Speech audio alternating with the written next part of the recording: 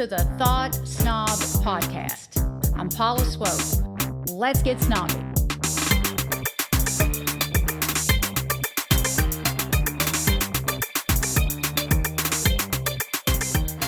Ra Rishikavi Raghudas is a multifaceted personality whose uniqueness is one of his hallmarks. A native of Michigan, he grew up in the small town of Northville outside Detroit. Not satisfied with living life on the surface, he began an early quest for meaning. He began practicing yoga at age 16 at a time during the early 1970s when almost no one had heard of it.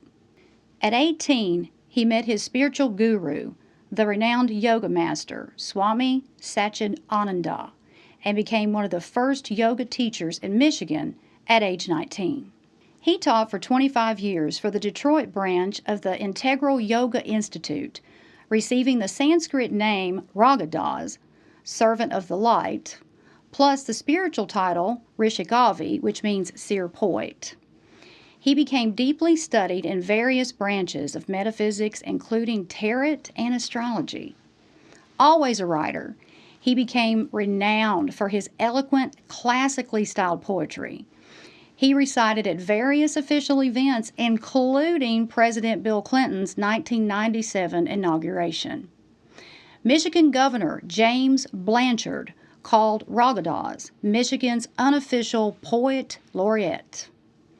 Ra initiated many poetry forums in southeast Michigan and also wrote a column for 20 years in a human potential newspaper called Phenom News.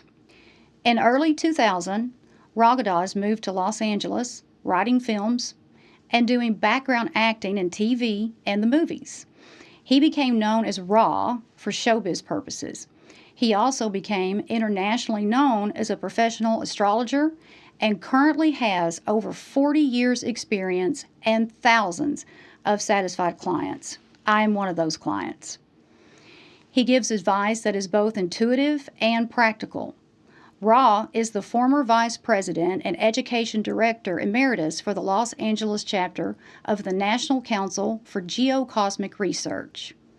His clientele includes many prominent names in the entertainment and business communities. Articulate, stylish, and humorous, Ra is widely published and has spoken at conferences around the world. He publicly predicts the Oscar winners each year with great success, purely through astrology, which he calls the Astro Oscars. Ra is the author of several volumes of poetry, with more on the horizon. He is currently on a creative sabbatical in Northern California working on future projects. His latest book is The Astrology of Bond, James Bond, a deep dive into the entire Bond phenomenon as seen through the lens of astrology. It has drawn rave reviews and is available on Amazon and from local booksellers. Ra gives daily astrology forecasts on social media, including Facebook, Instagram, TikTok, and YouTube. He can be reached for personal consultations through his astrology website, www.starpresence.net.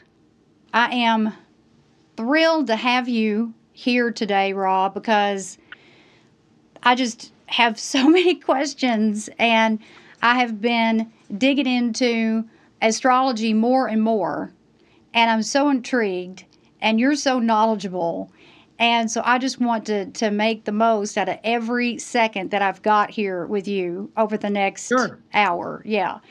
And I just want to start out like I'm approaching my conversation with you from a place that I'm assuming that people have nowhere near as much knowledge about this as you do. And so I'm going to start with a very just basic question. And I just want to know I want you to explain what is astrology and how is it different from astronomy? Well, that's a very good question, and they were once one and the same thing. Back in ancient times, astronomers were the ones.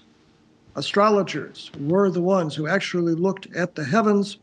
It became known as astronomy in medieval times Galileo, etc., took a more analytical point of view. Science was not a separate category at that time from different branches of knowledge, excuse me, including spiritual knowledge or mystical knowledge or knowledge of nature. Mm-hmm. The famous example is that Sir Isaac Newton studied both astrology and alchemy, which we would now look upon and go, what?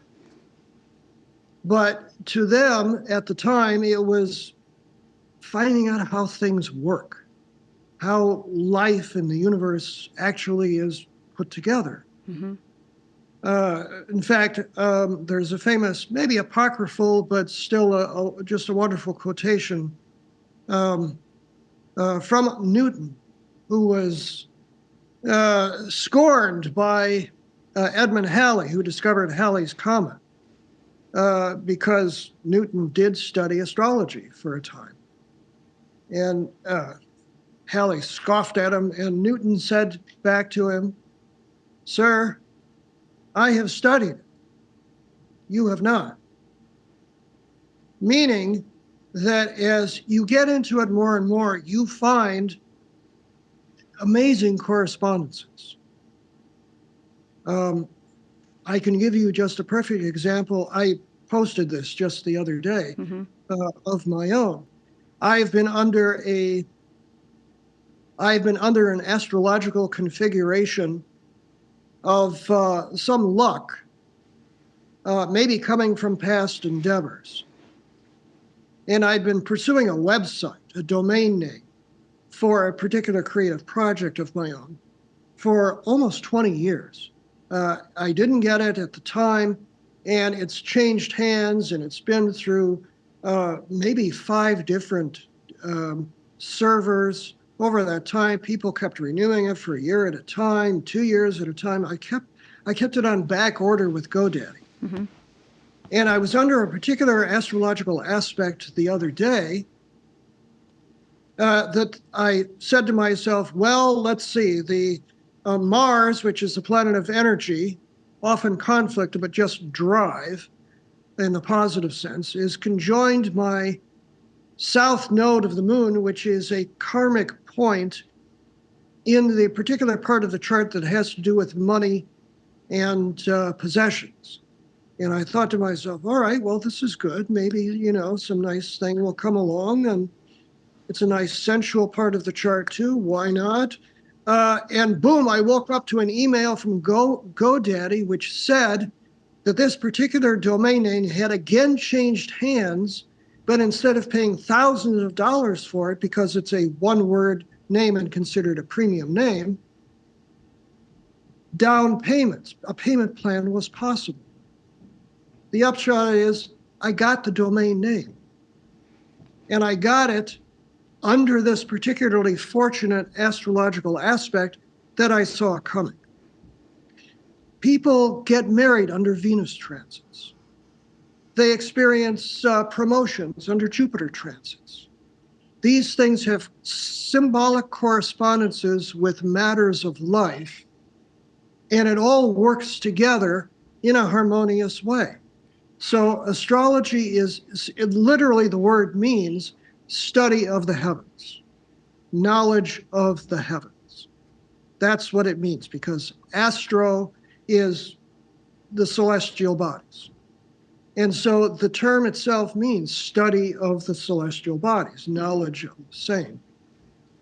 So to answer your question, astrology and astronomy were once one and the same things. There wasn't a real difference between those who were on top of the ziggurats in Babylonia looking at the heavens and hopefully telling the king good things, because they may be, in bad shape if they didn't, to a modern astrologer looking at a transit and going, well, looks like this particular person is going to win the election. I predict the Oscars every year, right, and using basically the same methodologies that the ancients used. And over time, this came to be systemized. Astrology is not a science. If we say that it has the same effect every time, which is the definition of science. Astrology is an interpretive art of symbology, which does use the motions of the planets for correspondences. I have here in front of me my well-used ephemeris of the 21st century, 50 years worth of showing where the planets were and are for every point in the from 2000 to 2050. You can tell I use it a lot. Here we have the larger one for the entire 20th century, which I just replaced, and it just has everything in it. I could find your birth date in here and tell you all kinds of things just by looking at it. I did that already. Yeah. But this is the type of thing. Now, this is science. This is mathematics. This shows where every planet is in relation to the Earth in the heavens throughout the 20th century. I always say that a good astrologer, one who interprets this data, is like a doctor looking at an X-ray. You can tell many things at a glance. It's a language. It's a symbolic, interpretive language. So when you pick up this book that has nothing but data in it, I can look at a particular date and say, okay, well, this was probably going on then. And if I talk to a person who was actually born on this particular date, I have the data to fill in all that I would need for their birth chart. And a birth chart is simply a two-dimensional map of how the heavens were configured at the time of your birth from the perspective of Earth. Right. And so we are born into a matrix of energies that have particular relationships with each other. And a good astrologer can interpret those data points. So the difference between astronomy and astrology is not great at all. One simply calls itself a science and looks at the physical facts visible to them in the universe, and astrology puts meaning to those facts. Does that make sense? It makes absolute sense, because after you did my birth chart, and I'm still processing all of that and trying to understand the chart. I mean, it's a lot to take in, and it's really intimidating. Yeah, it's like really intimidating and complex for somebody that doesn't have your, your knowledge. But I used the baseball analogy, so right. I hope that it worked. That worked, yes, that worked, and I understand. I mean, understand it way better than I did going into the time, the time that we spent together. By the way, go Tigers! Detroit may be in the playoffs. They haven't been in the playoffs for a lot of years. I know nothing about sports, and so when somebody says something about a sports team, I'm usually like, who? Okay. So, yeah. But no, that made complete sense, because astrology is all about meaning. And so, and going back to what you said about using the GoDaddy scenario and you getting the domain and that working out for you.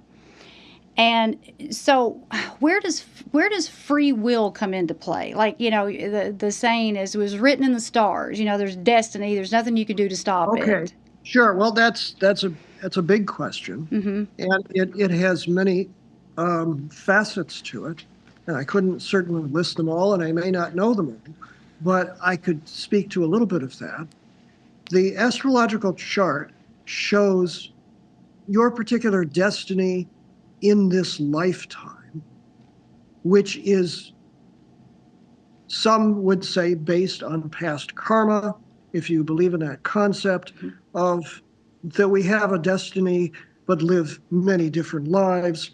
In the East, they say that the soul is immortal, but we take on bodies and take them off like we would garments. That's found in the Bhagavad Gita. But the philosophy works no matter whether you accept reincarnation or not. It simply shows that there is a particular way that the planets are configured at the time of your birth, and you can't change that. It shows the terrain through which you'll be walking throughout your life. The planet will be in a certain position at this time and not at this other time. Mm-hmm. So it shows you the terrain through which you'll be walking, but it does not tell you how to walk. Right. And that is based on your own awareness. And our own awareness is based on psychological factors, right? Perhaps environmental factors as well. All of that put together. So somebody could scoff at this, as many have, and say, come on, this doesn't work. But it is a fact that nations as well as individuals are born at a certain time. The United States, for example, has a July 4th, 1776 chart. And there have been several charts which are accepted as valid. The most probable seems to be what's called the Sibley chart, 5:10 p.m., July 4, 1776 in Philadelphia, which has on the eastern horizon Sagittarius, 12 degrees of Sagittarius. There are 30 degrees in each sign because, of course, there are 30 days in a month. Mm-hmm. And on the west side, Gemini, because those are opposite signs. It happened that Saturn, the planet of restriction and authority, and often detriment, was conjoining the United States ascendant, that particular eastern angle,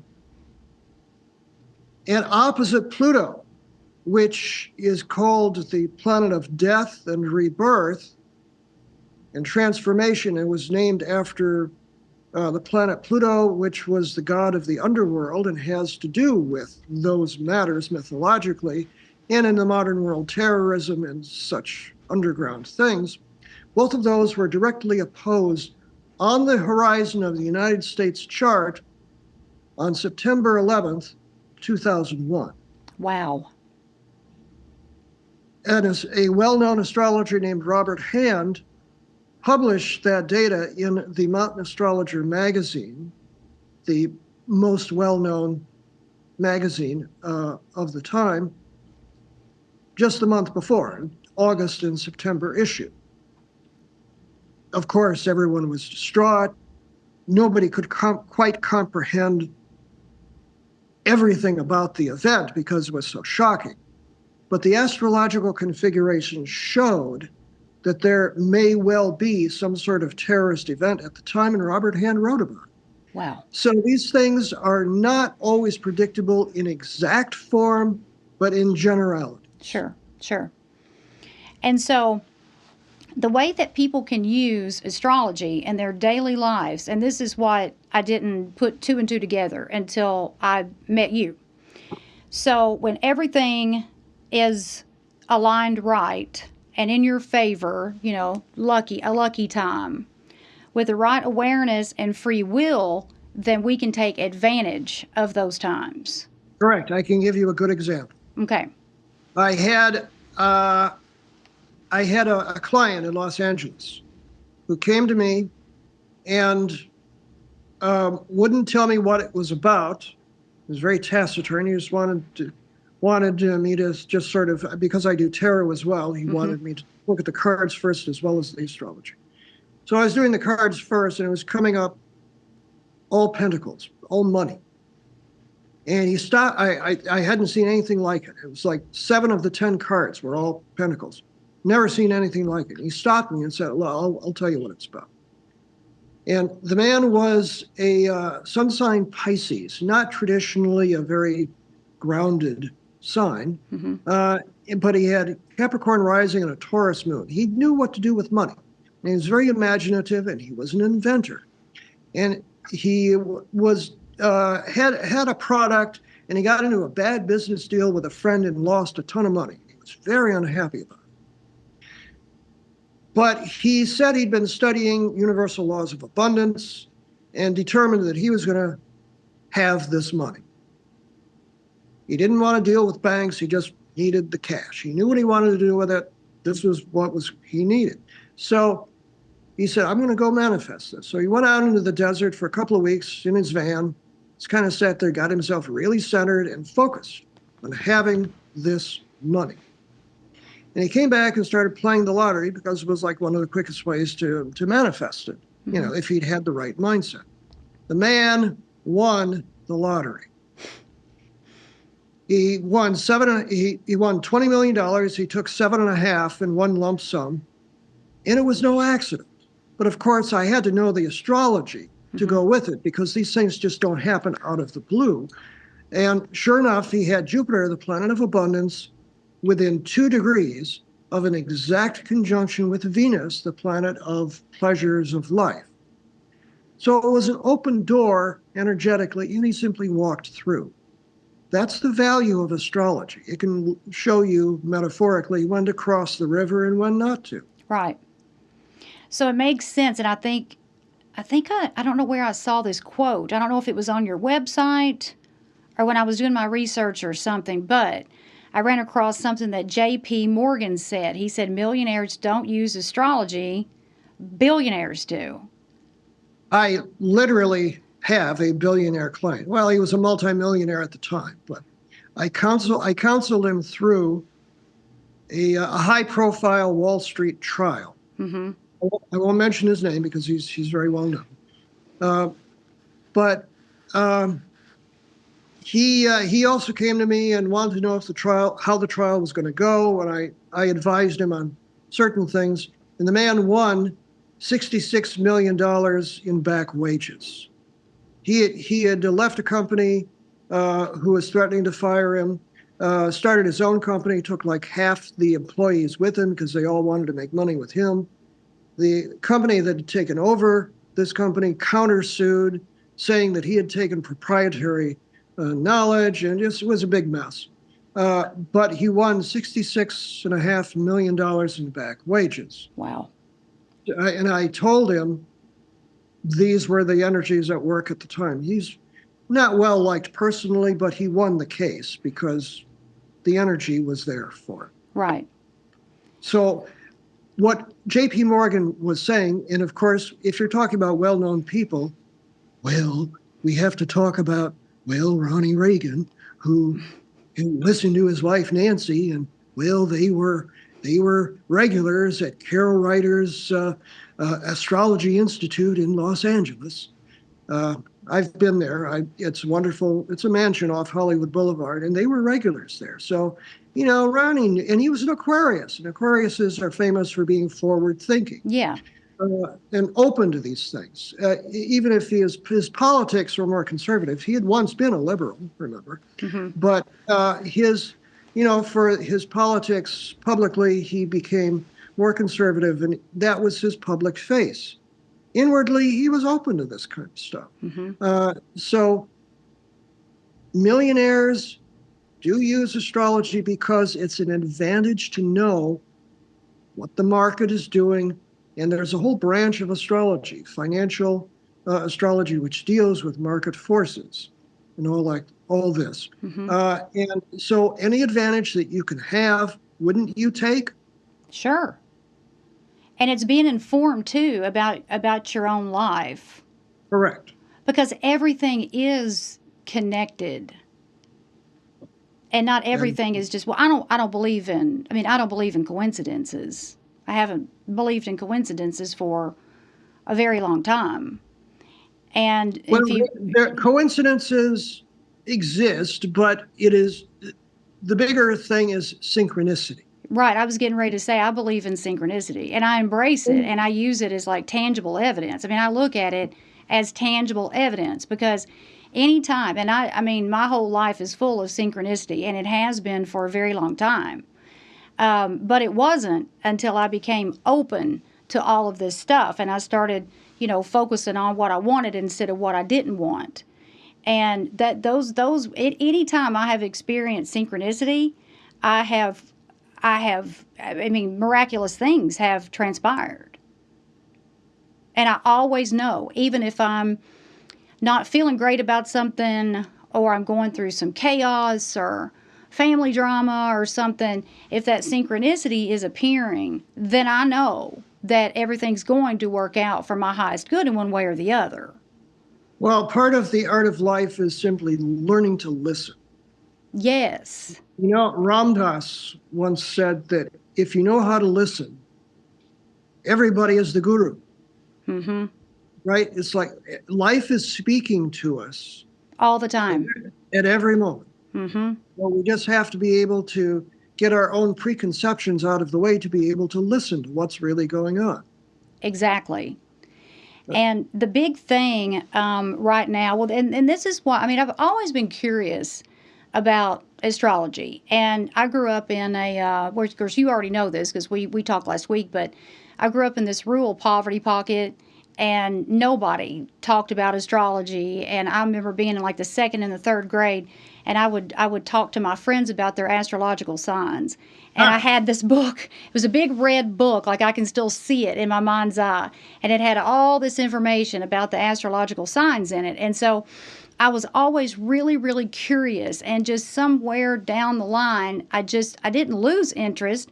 I just didn't dig into it until now, really. And what caught my attention was I'm on social media so much because of my work. All this talk about the Pluto retrograde. I mean, it is hot. It is trending. People are losing their minds over this.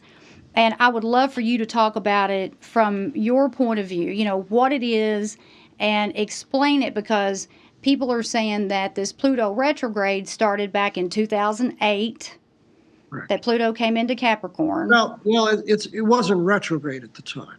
Okay. But yes, let me explain about it. Planets transit signs. They go through 30 degrees of a sign. And Pluto has a very irregular orbit. There are some that have very regular orbits. Of course, the sun goes around once a year, the moon every month, Mercury every 10 months or so. Venus is once a year, Mars every 2 years, Jupiter 11 and a half to 12 years, Saturn 28 to 30 years. After that, you're coming into Uranus every 84 years, Neptune 150 years, and Pluto 248-year cycle. And because of its elliptical orbit, it spends less time in some signs and more time in other signs. We're at the kind of the short end of that orbit right now. So 2008 to 2024 is not a long time. It will spend 20 years in Aquarius, but it has spent this time in Capricorn. And so that's what, 16 years. Mm-hmm. And a New York astrologer had an article in Vanity Fair saying, look, if you're smart, you're going to do this with your money because the bottom's going to fall out. Because Pluto, only discovered in 1930, around the time of the splitting of the atom, a literal death and rebirth aspect, has the mythological connotation of things falling apart to be reconstructed later in a different way, a death and a rebirth. So since it occurred in the sign of Capricorn, which has the connotation of government and big business, infrastructure, practical institutions, this portended tough things for the stock market and for practical matters for the economy. So it was forecast, you know, people kind of poo-pooed it sometimes, but those in the know said, yeah, it's hold on tight. So what happened? The very day, the day that Pluto entered into Capricorn, late 2007, Stock market crashed. Yeah. Okay. Housing just went crazy. There were just, the whole bottom fell out. We're lucky we're here because it could have been a worldwide depression. My own political views on that are pretty tough, but I think that the people who were responsible for it never got their deserved jail terms. But in any case, this was a built-up, manufactured crisis, but it corresponded with an astrological aspect that put together with that. If you're walking a tightrope on a cliff, don't expect not to fall if there's a gusty wind, right? Right. So the astrological aspects were there for a big fall, and things that had been built on the proverbial house of cards fell apart. Okay. Now, if other precautions had been taken, maybe it wouldn't have been so bad. To give another example of the COVID crisis, 2020, every astrologer knew that Saturn, the planet of restriction, and Pluto, which we've talked about before in opposition during 9/11, were coming together in a conjunction. This generally has corresponded with the recession. 1982 was the last time that they came together, and before that, the Great Depression. And so we looked at this and thought, something, tough coming down the pike here. We don't know quite what it is. Well, it turned out that one of those times, previously, Jupiter and Pluto had been together in the opposite sign of Cancer in 1918. What happened in 1918? A worldwide epidemic. Why? Because Pluto rules physical death. Jupiter is expansion, symbolic. So not only were those together, Saturn was in the mix of restriction. What happened? Okay. Now, we all knew that something big and bad was coming. We were just kind of, battening down the hatches, but we didn't know this exactly. There were a couple of astrologers who maybe pinpointed it, but we knew in general terms that this was going to be a tough moment. Right. Okay. So I know people who lost family members under this terrible time. So these things can generally be pinpointed, in general terms. Your experience, of course, may differ depending on your environment and what's going on with you personally. But it is possible. And so Pluto now is at the very end of Capricorn. Okay? It moved into Aquarius earlier this year, and now is back for 6 weeks, just during 9 weeks, just during the time of the election. Capricorn ruling elders and male authority figures, one could say the patriarchy, and Aquarius being more forward-looking and more equal in terms of its social designations. This is a contest electorally between things as they were and things as they are to come. So we're here at the very end of all of this. And at the very end, the very last degree, everything comes up for the purpose of getting everything from beneath the surface up into the air, where it can be seen. The political climate right now is very nasty. Yes. Not just in the U.S., of course, but worldwide. This is the end result, an astrologer would say, of this harsh Pluto transit. It turns from retrograde to direct motion. And basically, from our perspective, it kind of slows down and stops right around my birthday, October 9th. Goes direct the day after, the 10th. That time period looks very, very intense in the world. Around October 10th? Yeah.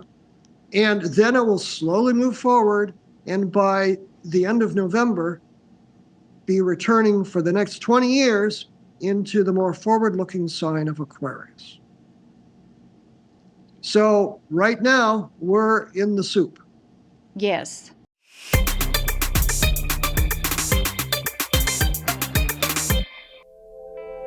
When someone tells you over and over again that you can't have what you want, you believe it. And those beliefs, unless they are interrupted, have the power to destroy your life. This book takes you on a journey of self-assessment, self-reflection, and self-empowerment, but it's not a quick fix. It's a playbook to a better life. And if you emulate my spiritual teachings, your life won't look the same 1 year from now. I want you to know that if you want something, you're meant to have it. That burning desire that you've always had is there for a reason. Your intuition tells you that you are supposed to do whatever you want to do, and that's why the burning desire never goes away. You may have shut it out a time or two in your lifetime, but it always comes back. Together, we're going to bring that burning desire to life. You can attract whatever you want, regardless of your past and present circumstances. When we're done with your spiritual transformation, those who have treated you badly will wish they hadn't. Miracles aren't reserved for the saints. We sinners are just as entitled to miracles, so let's go get yours.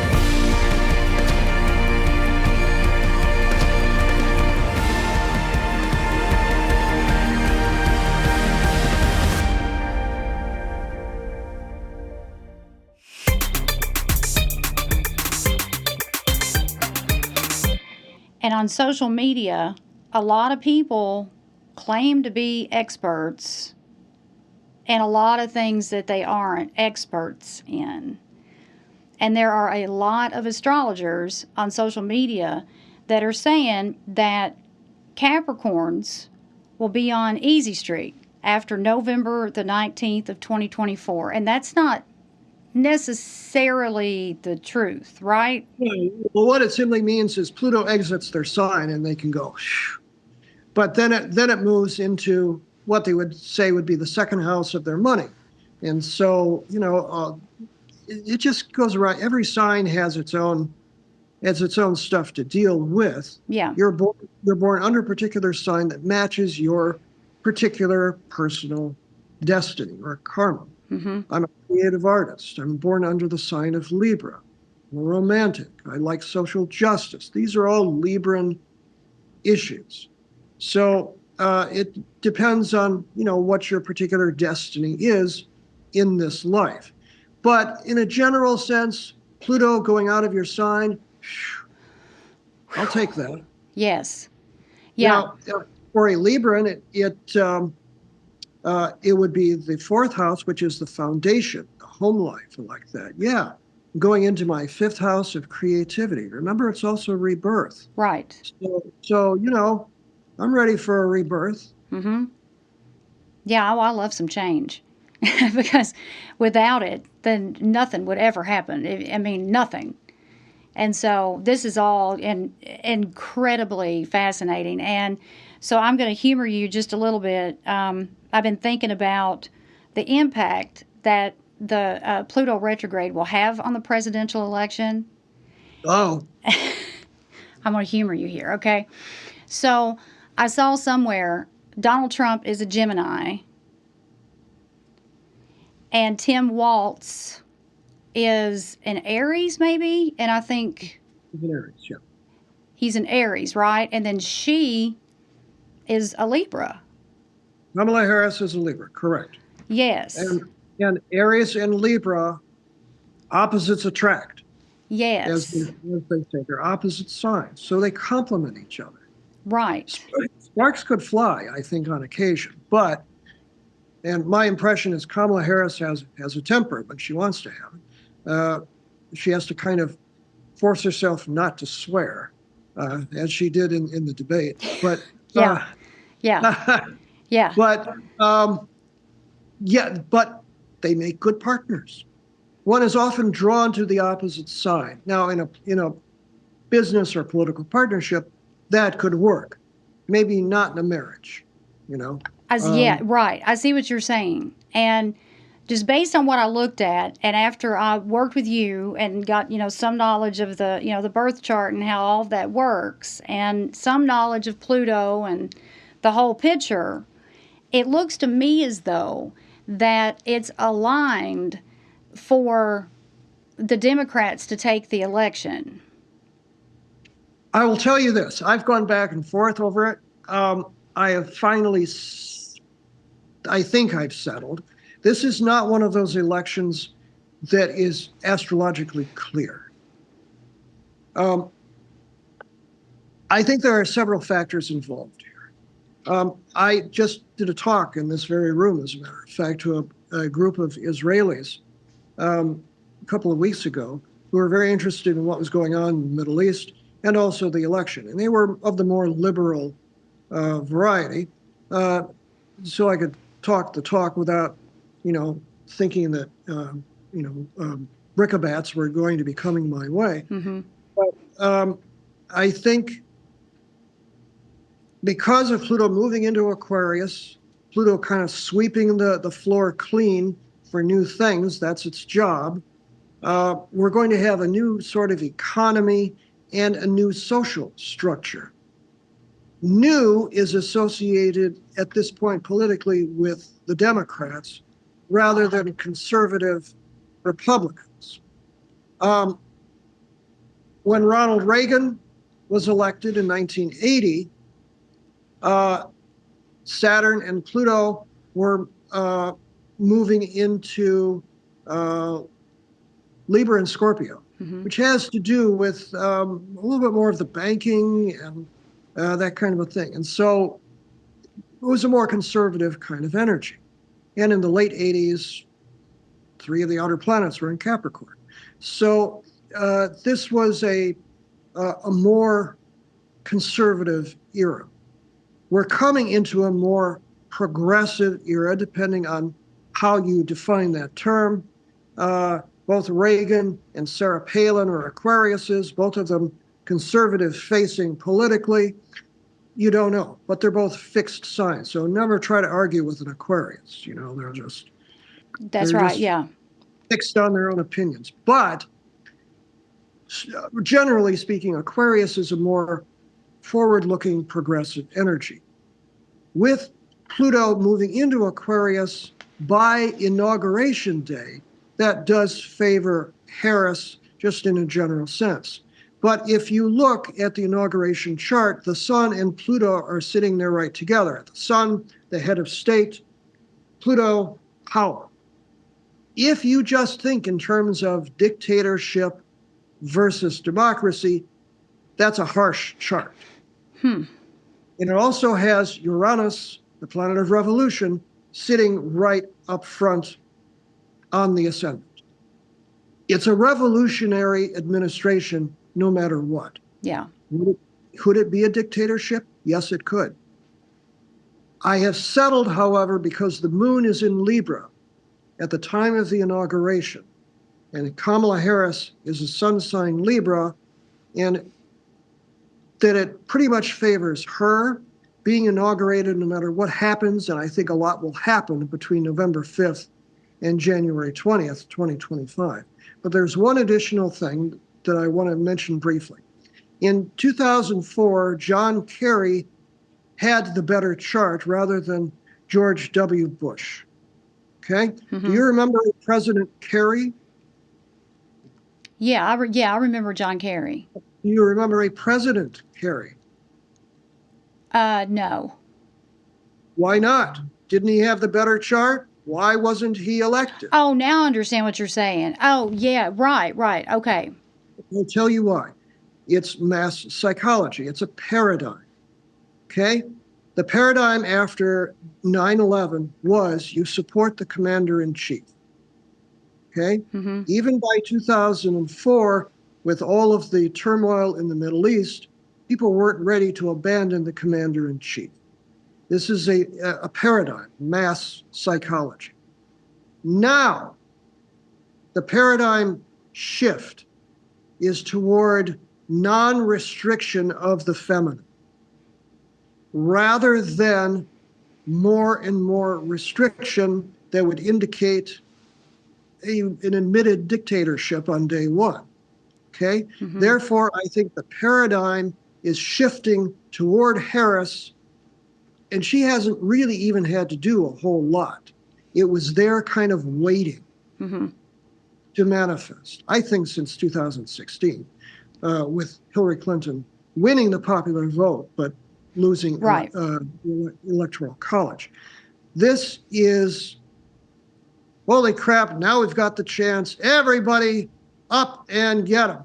Okay, so everybody is at arms now, so to speak, attempting to elect Kamala Harris because it's the dominant paradigm. Mm-hmm. It's what sort of astrologically wants to happen and socially wants to happen, but has been blocked. And so my feeling is it still could go either way. I wouldn't be surprised. I hate to say that personally. Mm-hmm. But I do believe that Kamala Harris will be inaugurated on January 20th. Mm-hmm. Yeah. And we'll have a tumultuous administration as a result of reaction against her. Oh, yeah. Yeah, I think all bets are off at this point. A lot of crazy stuff is happening. Trump has very good aspects in November.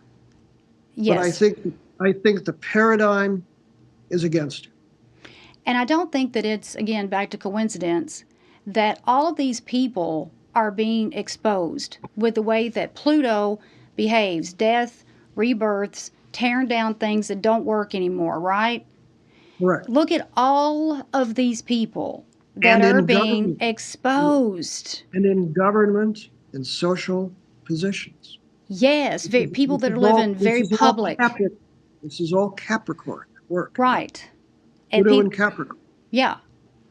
And I wonder, and I've got to look into this, and you may already know, but I wonder if Cat Williams studies astrology, because he did that interview, and I didn't quite know what to make of it. I've always been, a fan of his comedy, but I didn't know a lot about the guy personally. And he made these predictions, and he said that in 2024, these people were going to be exposed. And man, there are some high-profile people. They are going down in a big way. And so it's like if you have a knowledge of astrology, then you would be able, like you said, not, just maybe not exactly how it's going to happen, but you could look at it. You could look at the chart. You could look at everything going on and make some pretty solid predictions. Correct. And astrology is not simply about that. Right. And it's not simply about personality stuff. It's the way that life works. It's looking at cycles of energy. Mm-hmm. And you can impart meaning to those cycles on a mundane level and on a celestial level, on a soul level. For example, if you're a Libra like myself, perhaps you've come in to deal with relationship issues, or I and thou, seeing not simply divergence, but unity from a more universal perspective. For a Capricorn, maybe has a long history of loving money to the detriment of everything else in themselves. Maybe they've come in to handle Pluto through Capricorn, kind of divesting them of those notions. Mm-hmm. There are all kinds of things, transits as we go through life, that say to us, our life is a revolution in making. And if we don't get with the program, then, we suffer. Right. So how would you say that astrology impacts our personalities? Or does it? You're getting there to nature or nurture. It's like, does our environment really play a bigger factor than other things? And I would say it's a correspondence. It works hand in glove. Yeah. You mentioned yourself, interested in astrology in the midst of a desert of knowledge. Mm-hmm. Why? How does that work? Right. What was it in you that became attracted to this so young? And that's why I believe in past lives and past karma. I mean, that's why I've always believed that. And I was Yeah, not raised to believe in reincarnation or past lives or anything of the sort. But there's a reason that people are the way they are, and why they migrate towards what they migrate towards, why they admire the people that they admire, why they want to do the things they want to do. If you want to do something very badly, you're meant to do it. correct. So in my case, Libra is associated with peacemaking. Mm-hmm. Gandhi is one of my heroes, right? Martin Luther King Jr. I try to live a peaceful life myself, a spiritual life, and astrology is simply part of what I call a spiritual vocabulary, to be able to know how things work and what to do with them in your life. This includes more esoteric subjects, but it also includes, just how to work in your everyday life. And astrology gives you a symbolic language to be able to comprehend why things happen the way they do at certain times, what it could mean for you. So it's a very valuable vocabulary to have. Oh, absolutely. And so, for those who are watching that have never had their birth chart done, would you talk about that for just a second? Because you knew things about me just by looking at my natal chart. There's no way you could have known. I mean, immediately you looked at something, you said, okay, tell me about your father. I was like, oh, shit. So, and I just want people to see the value in this, because you can learn so much about yourself, and Yes. you can see these patterns emerge, right? Yes, all of that is the case. The symbols speak. Life is simply recognizing how it speaks to you. Astrology is a symbolic language. In your case, I believe, if I'm recalling your chart, Saturn was in your fourth house of the home, something. It was at an important point in your chart, and since Saturn represents male authority figures and a sense of restriction, I was able to look at that and go, all right, well, maybe a tough early life here. Let's find out. Something to do with the father. So I said, rather jokingly, yeah, because a lot of what I do is psychotherapy. Mm-hmm. Tell me about your father. Yeah. And you went, oh my God. But as I said, a doctor looking at an x-ray, Right. you can see many things immediately if you're versed in the language. Yeah. Have you ever seen someone's chart that was just totally wrong? That's just out of curiosity. I've seen charts that aren't wrong, but people who are unconscious. I see. Okay, and we have a very public example of that in Donald Trump. Mm-hmm. Because his chart shows that he was obviously some big potentate in his past life, some emperor, some king, something, and he simply thinks that way. He can't think in any other terms. And you could say, well, he grew up in a wealthy family, his father drilled it into him to be entitled, that sort of a thing. Yeah, but the chart is talking about something else too. Yeah, a lot of people grow up wealthy and don't have that type of mentality. Correct. And Trump's chart shows this. Now, many people associate him with Nero, the Emperor Nero in a past life. Who knows? I'm thinking more along the lines of King George III of England, Mm-hmm. from whom the colonies seceded, which makes this even more intriguing. We don't know from the conscious mind, but I will tell you that everything happens for a reason, and there are clues in the chart. For example, I was a poet in my past life, an English poet, died early in exile. But the moon in my chart, which in Vedic astrology they call the holder of the past life impressions, is in precisely the same degree and the same sign as that particular poet. Wow. There are correspondences that you can see. Mm-hmm. So a lot of my work is creative in this life. I brought it with me. You may or may not know that Jesus identified John the Baptist as the reincarnation of Elijah the prophet. Twice. You can read it. It's coming down from the transfiguration. The disciples suddenly realize who he is. And they say, but wait a minute, our tradition is that Elijah has to come first. Where is Elijah? And Jesus spake unto them and said, Elijah has come already, and ye knew him not. And what they did to him, so shall they do to me. But fear not, for I shall raise up this temple after 3 days. Then the disciples realized that he spake unto them of Elijah the prophet. Mm-hmm. Yeah. Same thing. Right. So it was known, and Jesus was this very great being, so he knew all this stuff. Right.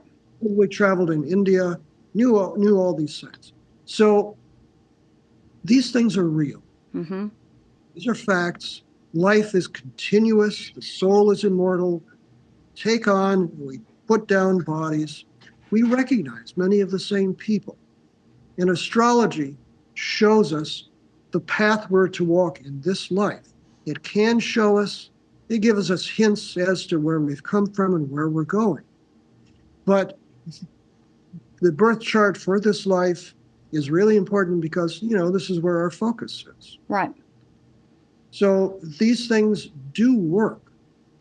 And sometimes we don't even know why they work. We would have to resort to philosophy or to perhaps quantum physics, which is now discovering that your own perception changes an object perhaps a million miles away. Mm-hmm. We just don't understand how these things work. Right. But the basic spiritual principle always taught in all of the esoteric traditions is that life is one. Everything is connected. So astrology is simply a language to help us understand how things are connected. Mm-hmm. And in sequence. Right. Different cycles that we go through. You don't want to race a car under a major Mars-Pluto transit, you don't want to do stuff like that. But you do want to look for love under a Jupiter-Venus transit, or maybe play the lottery. Interesting. Yeah. Very interesting. And I have to ask, because I'm always talking to my social media followers and my clients that I coach about burning desires. When did you first find an interest in poetry? Just out of curiosity. As a child. I figured, yeah.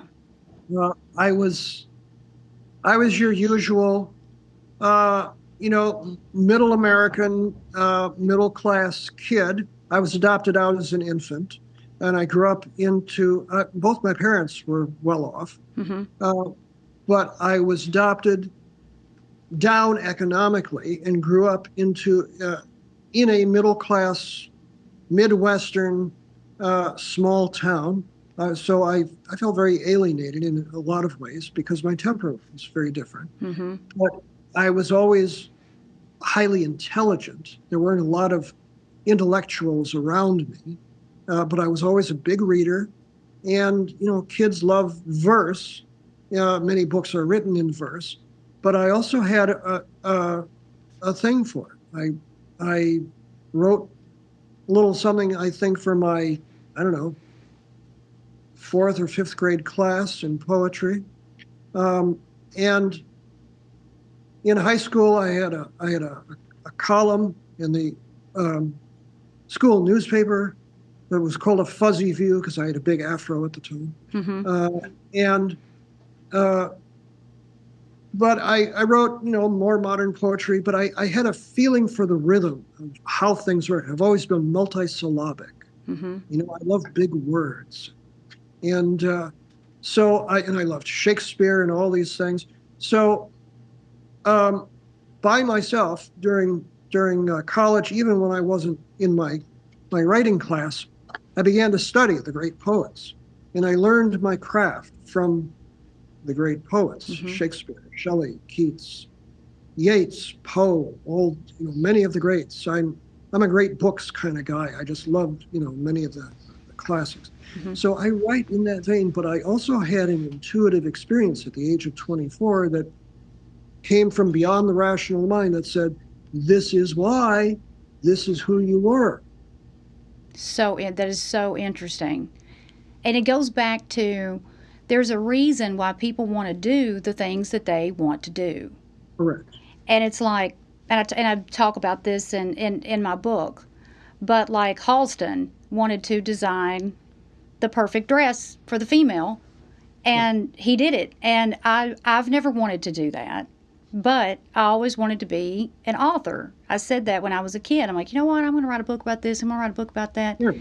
And then the next person, they want to be a singer, or they don't. They just, they want to maybe a more mediocre existence. And there's a reason why we have those wants. I like to say people do their charts. Unconsciously. But just to go back to use that word unconscious, Donald Trump is a great example of someone who's completely unconscious and can be completely explained by his chart. That was where I was going before with this, is that the planets have their way with him. People know what's coming up with Trump just because he's so completely unconscious. Yes. And Mars will have a full Martian effect. Uranus, which is sitting at the top of his chart in November, often is a sudden change, often a sudden catastrophe or fall, and sitting in a hard angle to Mars. So we've got chaos coming up no matter what with him. But my point is that we know with unconscious people what they'll be drawn to symbolically. The more aware you are, if somebody says to you, and I've done charts for children, even though some don't, but parents have sometimes asked me, where should what focus should I give for this child? And I'll look at a chart and say, well, this looks like this little fellow could be a musician here. He's got a beautiful Neptune, Venus kind of energy going on in his chart, kind of a soft energy here. I heard from somebody like 5 years later, he's taking up the piano at 5 years old. Wow. He's meant to do that. Yeah, but it was because I said this to the parent that, the piano was placed in front of him, but it turned out it looks like he has a natural tendency to it, natural skill. Yeah, for 5 years old. Well, remember, Mozart was writing concerti at age 4. Yes. Right? Where does this come from? There's a reason. Yeah. Yeah, it's fascinating. It's absolutely fascinating. So go ahead. I was simply going to reiterate that everything comes from somewhere. There's nothing irrational about this. No, there isn't. It makes more sense to me than almost anything. Yeah, there's a reason for everything. And I was wanting you to, before we close out, I was just a couple more things. I would love it if you would give us an example of an Oscar win that you predicted and how you used astrology to predict it. Sure. Well, I can give you the first year that I did this was 2012. And Meryl Streep is a perennial nominee. Yeah. And she just sat there kind of going, I know I'm not going to win because it's everybody else's turn. And she was not the favorite that year. She was in The Iron Lady. I remember that. Yeah, and she wasn't the favorite. And I'm forgetting who was, but she was not. But I looked at her chart and I said, this is a winner. Uranus sitting in a harmonious angle to her ascendant, which is like your face forward to the world. Neptune in another harmonious angle. And it had been 29 years since she had won for, I believe, Kramer versus Kramer. Kramer versus Kramer, yeah. And that is a complete Saturn cycle. Saturn gives earned rewards. It's considered the planet of discipline and structure and often hard knocks, but it gives, you got to do the work, but if you do the work, you get the reward. Okay? It's like the taskmaster. 29 years after that, it was in the same position in her chart. When I looked back to her previous win, I said, that's the winner. That's the winner. So I just sat there. I dressed up. I put on my tux. I was sitting all alone. Didn't go to a party.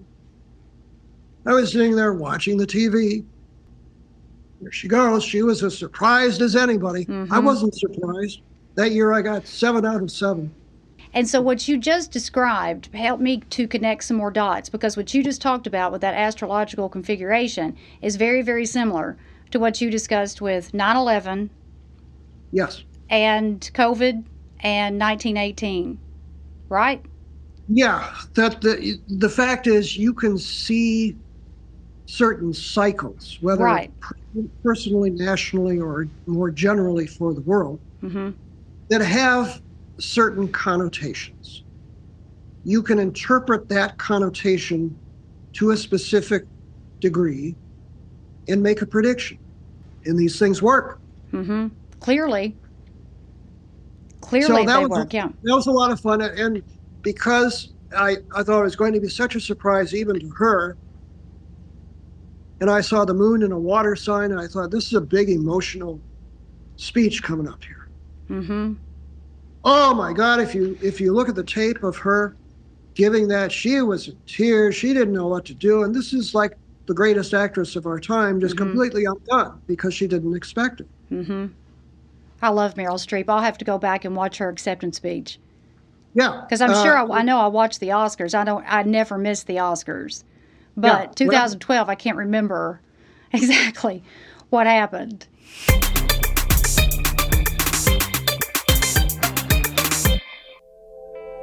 When someone tells you over and over again that you can't have what you want, you believe it. And those beliefs, unless they are interrupted, have the power to destroy your life. This book takes you on a journey of self-assessment, self-reflection, and self-empowerment, but it's not a quick fix. It's a playbook to a better life. And if you emulate my spiritual teachings, your life won't look the same 1 year from now. I want you to know that if you want something, you're meant to have it. That burning desire that you've always had is there for a reason. Your intuition tells you that you are supposed to do whatever you want to do, and that's why the burning desire never goes away. You may have shut it out a time or two in your lifetime, but it always comes back. Together, we're going to bring that burning desire to life. You can attract whatever you want, regardless of your past and present circumstances. When we're done with your spiritual transformation, those who have treated you badly will wish they hadn't. Miracles aren't reserved for the saints. We sinners are just as entitled to miracles, so let's go get yours.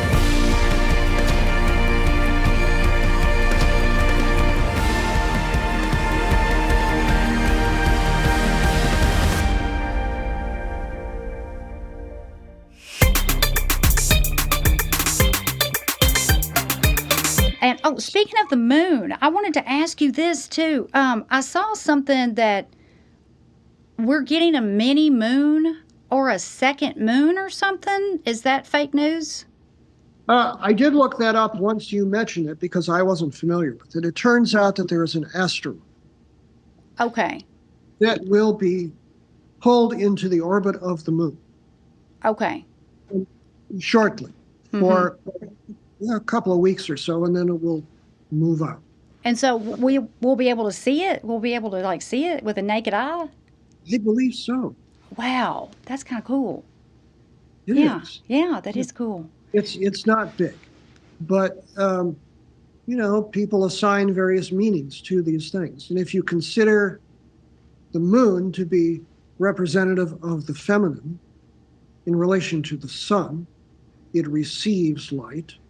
Therefore, the outpouring force is considered gender masculine, and the moon is considered gender feminine. This is a little addition, an extra dose of the feminine, which you could symbolically interpret as this time being particularly good for women in visibility. Hmm. So which one, if you're kind of stretching that analogy, is another possible symbolic indicator of a Kamala Harris win? Yeah, that's what I was getting ready to say. Yeah, that's absolutely fascinating. Is I always hear people talk about doing moon rituals. Correct. Yes. This would be a great time for people to engage in Yes. such practices, Yeah. right? Yeah, Well, yeah. correct. Well, there is such a thing as what's called planetary hours. Every hour is assigned to a particular planet in each season as well. So this is why if you do a particular ritual under the full moon, it has a certain connotation. That's why, because of the energy at that moment being impactful, things tend to work. That's why, certain spells or certain energetic practices, filling crystals, whatever the case is, are effective because that's where the energy is. You go to where the energy is. Right. So right now, one could symbolically say that the feminine is being lifted. Okay. That's good to know. Mm-hmm. And I also want to point out your Oh, book. So I started kind of making my way through it. I have never, ever ran across a book like this in my entire life. It's absolutely fabulous. The Astrology of Bond, James Bond. And it's for sale. I bought my copy on Amazon. And can you get it? Is it for sale any place else? yes, any excuse me, any local bookseller, you just can order it. There are many different booksellers. It's published out of the Wessex Astrologer in Wessex, England. It's a well-known company, the most prestigious, I'm happy to say, astrology publisher in the world. Mm-hmm. It's been kind of a fallow time for Bond. Global James Bond Day is October 5th, the anniversary of when the first Bond movie, Dr. No, was released. But I think they're about ready to name the next Bond actor. So get it now because, it'll be popular. Who do you think it's going to be? I don't think they've chosen him yet. I don't think he's visible. Barbara Broccoli has a habit of keeping things under her hat until she needs to. So I don't think any so-called front runner is going to be the guy. Mm-hmm. And they don't have a script yet, and they're just kind of recreating it after they, killed the character in the last movie. Yeah. So they're going to, which I disagreed with because my whole thesis is that he's a sun sign Scorpio, and Scorpios are basically indestructible. They're indomitable. But when you get into that, you'll see that he's one of these heroes with 1,000 faces that Joseph Campbell talked about, that one of these archetypal figures, and very specifically a sun sign Scorpio. I even came up with Bond's astrological chart. So he was born November 11th, 1920. November 11th has the connotation, it is the second anniversary of the armistice that ended World War I. Okay. And is Bond not a warrior for peace in the world? Yeah. And who do you need to be that sort of a warrior? You need somebody who's indomitable and sly and not opposed to violence when necessary, and maybe, has a way to get into those social clinches that will net him the information that he deserves. Mm-hmm. And also just kind of naturally that way. He's got that. Oh yeah, there's nothing forced about that. Yeah, it's all natural. Yeah. So that's that scorpionic chemistry. Right? Well, yeah, and the book is. I mean, I'm going to take the time to read it from cover to cover. I mean, it's incredible. I mean, you've got like charts all the way through it, and a person can learn a lot about astrology by reading this book. I wrote it for that purpose, that either if you're a Bond fan or just kind of just picking it up just because you're curious about it, I explain as I go. Mm-hmm. Very simply. And so it's like by the time you finish the book, you'll have knowledge of both Bond and the whole universe of Bond and the astrological connotations. Yeah. And let me just say very briefly that Ian Fleming, the author of the Bond novels on which the character in the movies are based, was a spy during World War II. He was second in command in British intelligence during World War II. And it was then that he had the experiences that he said he was going to put into the spy novel to end all spy novels, which was the first book in which the character of Bond was created, called Casino Royale. But he was also a cryptographer. He knew secret codes, and he was a fan of John Dee. John Dee was Queen Elizabeth I's court astrologer and a spy, who may, it is said, signed her secret missives to the Queen with 2 circles, meaning I am your eyes in foreign places, and this is for your eyes only, and a 7 for divine protection, because he was literally a wizard, magician, making him the first 007. So that may have been where Ian Fleming took it from. In any case, he was fascinated with Dee, and I explain it all in the book. Absolutely fascinating. Well, there are connections. There are esoteric connections, and Fleming had Aquarius as his rising sign, which made him very curious about these things. Right.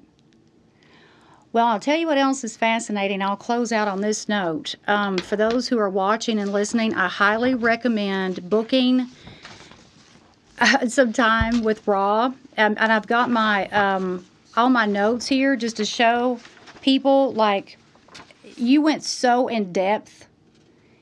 I mean, it was fabulous. I loved every minute of it. And you did my birth chart, and then you did a chart for what was going on with me now, and then we did a tarot reading. We closed out with a tarot reading, and I just loved it. And so I just want to show everybody, like, all of these notes that I took, and I mean, I'm still, like, analyzing it and looking over all of this, because you really gave me some great insight to the past, the present, and the future. I learned things about myself, and you gave me a heads up about something that might be coming down the path in January, February, so I have an awareness of that now, and I can deal with that a little bit better, I think. And so your readings are highly beneficial. And I'm going to link all of your information with this episode. But what is the best way for people to reach you? Okay, well, my website where you can book a reading is starpresence.net. That's starpresence.net. You can go there, you can find out how to book a reading, what my fees are, etc. But I'm also all over social media. And so you can friend me on Facebook, follow me on Instagram, and TikTok, and I post my daily videos on those, and YouTube as well. So nobody has a name like me, so if I'm fortunate that there is, you can always find me. Ra, Rishikavi, or Raghudas. Nobody else like me, I guess. Never, not in a million years. And I've loved every minute here with you today. And thank you so much for doing this podcast. I appreciate it so much. And I'm going to blast it everywhere so many people can find you. I'm going to put it out there everywhere.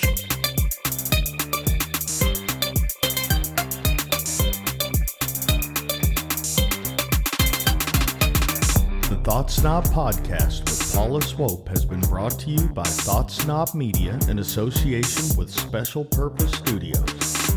All production, mixing, and sound engineering by me, Will Swope. We hope you've enjoyed this podcast. Please take a few seconds to give us 5 stars and leave a review. See you on the next Thought Snob Podcast with Paula Swope.